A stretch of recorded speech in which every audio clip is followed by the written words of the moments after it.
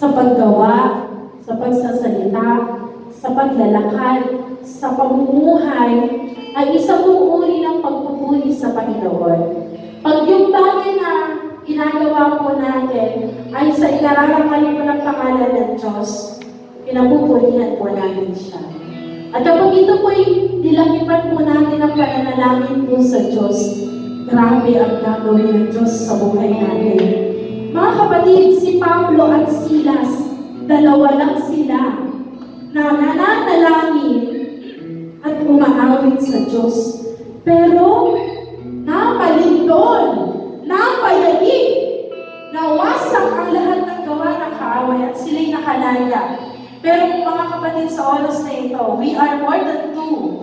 And we are more than conqueror by the grace of God. Amen? Kaya sa oras na ito, mga kapatid, palakpakan po natin ang Diyos. Tayo po ay sama-sama na magpupuri with all our hearts, with all our minds. Tayo po ay magpupuri sa ating po Panginoon. Salamat po, O Diyos. Walang hanggan ang katapatan mo.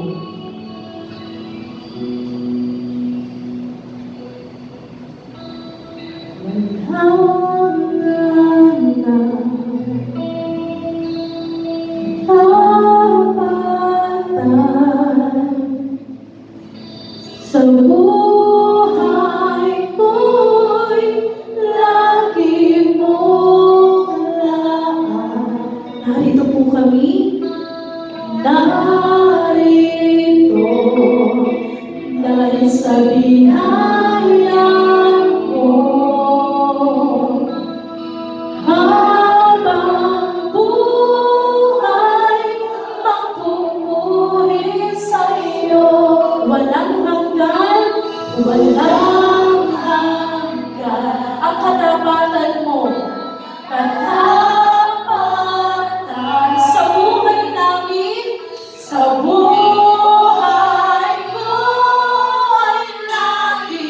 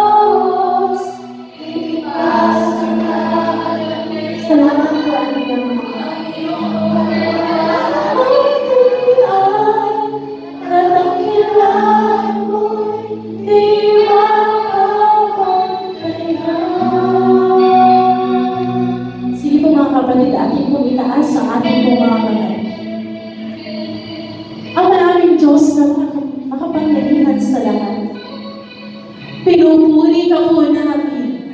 Pinasasalamatan, sinasamba, at dinadakila. Salamat po, O Diyos, sa buhay po ni Pablo at ni Silas. Bagamat sila po ay dalawa lamang, nasa loob po ng negatibong sitwasyon, mas pinili po nilang manalangin at magpuri dahil may kaya kang gawin. Sa buhay po namin, O Diyos, kaming lahat ay narito. Higit po sa dalawa ang aming pong bilang. Salamat po. Dahil ito po ang panahon na ibinigay mo po sa amin upang kami ay lubos na manalangin, upang kami ay patuloy na lumago habang lumalapit po kami sa iyo. Salamat po aming Ama. Tuloy po, O Diyos, na sa pananalangin at pagpupuri, marami kang